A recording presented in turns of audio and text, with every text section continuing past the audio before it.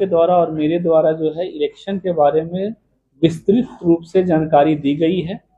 हम लोग के पास फोर्स सफिशिएंट मात्रा में है। फोर्स और मतदान दल के जो हमारे लोग हैं उनका जो है मिलान भी हो गया है।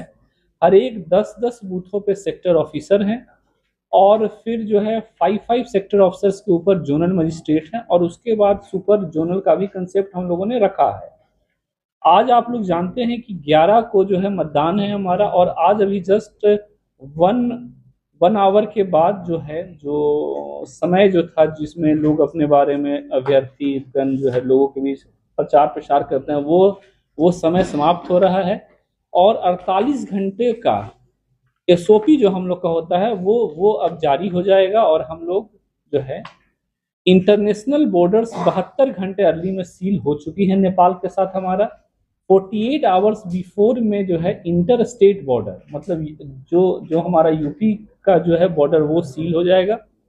मतदान दलों को हम लोगों ने विस्तृत तौर से जानकारी दी है और इस बार आप सब लोग जानते हैं कि आयोग के दिशा निर्देश में बहुत से स्पेशल इनिशिएटिव लिए गए हैं। उसमें एक महत्वपूर्ण अवयव होगा कि जितने पीठासीन अधिकारी हैं उनके फोन में मोबाइल एप्लीकेशन एक रहेगा।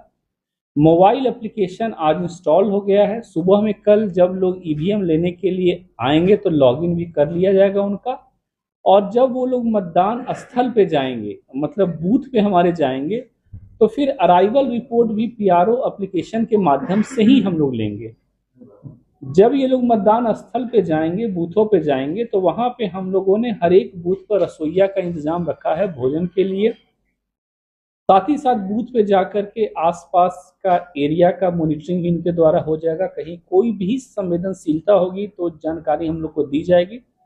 और फिर 11 को मॉर्निंग से वोटिंग होगा हम लोग के बाद।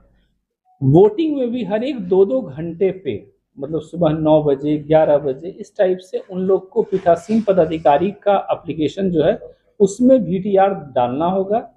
रीजन की अर्लियर इलेक्शंस में हम लोग देखते थे कि जो मतदान का आता था कि इतना मतदान हुआ है और रियल मतदान में बड़ा अंतर देखते थे आप लोग। आयोग का इस बार गाइडलाइन है कि हम लोग एप्लीकेशन के माध्यम से समय पे जो है वो लोगों को जानकारी दे पाएंगे कि इतना वोट पोल हुआ है। वरना बहुत बार आरोप भी लगता रहा है कि इवनिंग में जब 17C एक होता है, 17C बेसिकली है जिसमें कि जितना वोट पोल हुआ उसका पूरा डाटा रहता है, इतना जेंट्स ने दिया महिला ने इतना दिया उसका डाटा रहता है। तो ये भी आयोग का निर्देश हुआ है कि 17C सभी बूथों पर जितने पॉलिटिकल एजेंट रहेंगे मतलब बूथ में जो मतदान के लिए रहते हैं अभ्यर्थी के लोग उनको 17C का कॉपी देंगे हम लोग, और ये मैंडेटरी है। तो हम लोग 17C का कॉपी भी उनको देंगे और वहीं से पीआरओ एप्लीकेशन पे वीटीआर भी हमारा लोड हो जाएगा और हम लोग एग्जैक्ट कितना मतदान हुआ है वो शाम तक हम लोग के पास एग्जैक्ट डाटा रहेगा। बूथों पर 2-2 वॉलंटियर रखे गए हैं, वॉलंटियर 1 वॉलंटियर 2। वॉलंटियर 1 का काम होगा कि जितनी महिलाएं बुर्का घूंघट वगैरह में रहती हैं उनका डिटेल पहचान करना। आप लोग के माध्यम से भी और बहुत से माध्यम से बार बार यह सवाल उठाता जाता रहा है कि बहुत बार बोगस वोटिंग होता है। तो हम लोगों ने हर एक बूथ पे वॉलंटियर 1 दे दिया है। सेकेंड नंबर का वॉलंटियर जो रहेगा उसका वर्क रहेगा कि जो है बूथ पे यदि मतदान के लिए कोई जाता है और मोबाइल फोन उनके पास है तो जो वॉलंटियर सेकंड होगा वो उसके मोबाइल फोन को रखेगा। हम लोगों ने अलग से जूट बैग उनको दिया है, जूट बैग में ही उसको रखा जाएगा। हमारा या फिर आयोग का सख्त निर्देश है कि कोई भी व्यक्ति बूथ के भीतर फोन लेकर के नहीं जाएगा। सिर्फ और सिर्फ जो है पीठासीन अधिकारी के पास मोबाइल रहेगा क्योंकि उसको वीटीआर एप्लीकेशन पे जो है डालना पड़ेगा। बेस्ट कोई भी स्टाफ या फिर जो वहां पर एजेंट रहेंगे या फिर सेक्टर ऑफिसर रहेगा कोई भी फोन लेकर के बूथ के भीतर नहीं जाएगा।